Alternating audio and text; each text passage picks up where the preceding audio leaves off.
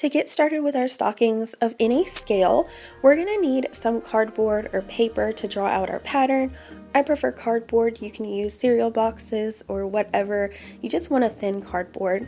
We're also going to use some trimmings. These are just for decorations, and a little ribbons, just whatever you have on hand. You will need some ribbon if you're going to make it hang or have the doll hold it. We're also going to be using something really weird, a cotton round. I love these things. I use them for a lot of different projects. So you will need one of those if you want some fluff. And of course your fabric can be store-bought or from clothing. Next up, we're going to go ahead and draw out our pattern.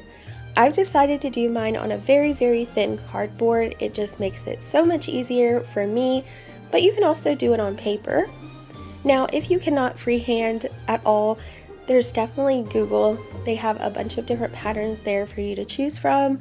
Or if you like, you can email me down below and I will give you my pattern that I freehanded for the bigger dolls and for the smaller dolls. So that is pretty much what we need to do now, is just come up with our patterns, and it actually is pretty simple. Once your pattern is cut out, you're going to need to make sure that your fabric is cut correctly. We want to make sure that our fabric has a fold in the back. So fold your fabric over and make sure the cut edge is in the front.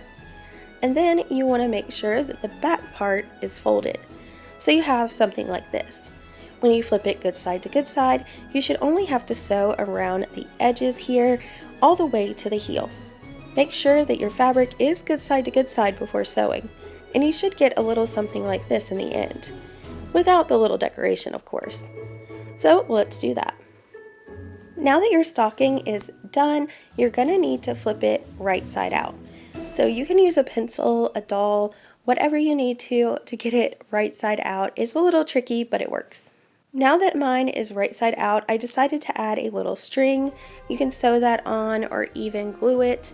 We're also going to be working on that larger stocking in just a moment, but I do want to add decorations.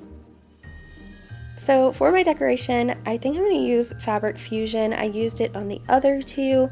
It takes a really long time to dry. I'm not familiar with this stuff, but I want to add some lace. So I think I'm going to use that. And I should get something like this, hopefully, but you can decorate it however you like from here. Okay, so I had to change glues. I ended up with tacky glue because that Fabric Fusion just, I don't know, it's not working for me. So I'd highly recommend maybe some tacky glue if you don't have hot glue.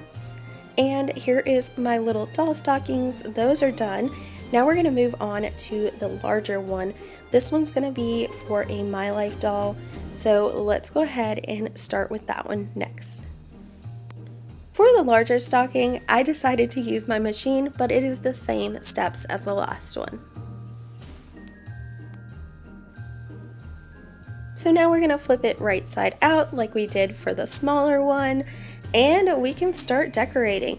You can use ribbon. I even had some fluff, but I decided to go with the Hello Kitty ribbon just because I think this print looks cute with it. So we're going to go ahead and start decorating our little stocking. And don't forget, you can always add ribbon at the top so you can hang it from the doll's hand, like I'm doing here. And that's it.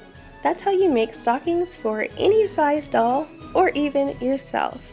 If you guys decide to recreate this, please don't forget to tag me over on Instagram at Little Crafty Kitty. I would love to see what you guys come up with. And if you make these on your YouTube channel, definitely link my video in the description of yours so everybody can learn as well. And here is our larger stocking. I think it came out so cute. Which one is your favorite? Comment below. And I'll see you guys in the next video.